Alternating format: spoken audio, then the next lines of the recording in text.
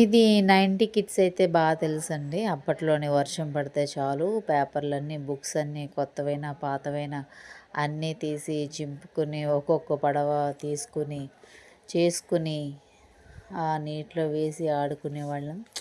నిజంగా అదంతా మళ్ళీ తిరిగి రాదు. ఇలా వర్షం పడినప్పుడు గుర్తొస్తూ ఉంటుందన్నమాట గత జ్ఞాపకాలు. చిన్ చిన్నప్పుడైతే బాగా ఆడుకునేవాళ్ళం. అదొక సరదా. స్కూల్‌కెళ్ళే టైంలో కూడా ఆ కాలువల్లో ఇలా పడవలు వేసుకునేవాళ్ళం. తిరిగి రాని జ్ఞాపకాలు, మధురానుభూతన్నమాట ఇవన్నీని. ఈ మా వైజాగ్‌లో ఈ తుఫాన్ ధాటికి ఈరోజు నాకు ఇంత పెద్ద వర్షానికి ఈ పడవలు గుర్తొచ్చాయన్నమాట. సో, చేద్దామని చేశా. ఎలా ఉన్నాయో చెప్పండి. సబ్స్క్రైబ్.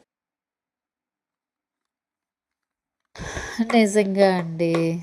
ఒకప్పుడు భలే అనిపించేది. ఆ సరదా వేరు. ఆ రైన్ వస్తే అందులో అంటే ఆ వర్షంలో స్నానాలు చేయడం, ఆడుకోవడం, ఆ ఫీలింగ్స్ నిజంగా ఇప్పుడు గుర్తొచ్చింది. ఆ గోదావరి నది ఉండేదండి మేమున్న చోట, అంటే ఏరియాలో. గూటాల అనే గ్రామం. అక్కడ గోదావరి అలా పారుతూ ఉంటే వర్షానికి అక్కడికి వెళ్ళి గుడి దగ్గర అక్కడ ఆంజనేయ స్వామి గుడి ఉంటుంది. అక్కడ కూర్చొని చూస్తే ఎంత బాగుంటుందండి ఆ వర్షంలో ఆ గోదావరి. చాలా అద్భుత. అలాంటప్పుడు అలా గోదావరిలో స్నానం చేస్తే ఇంకా బాగుంటుంది కదా. మీరు ఎప్పుడైనా చేశారా? చేసుంటే చెప్పండి. సబ్స్క్రైబ్ చేయొచ్చు కదా.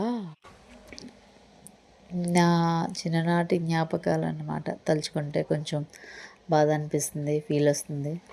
మళ్ళీ వెనక్కి వెళ్ళిపోతే ఆ కాలం 5 ఉంటే గనక డెఫినెట్గా నేను వెనక్కి వెళ్ళిపోతాను. చదువుకుని జాబ్ కొట్టుకుని హ్యాపీగా సేవ చేసుకుంటూ టూర్స్,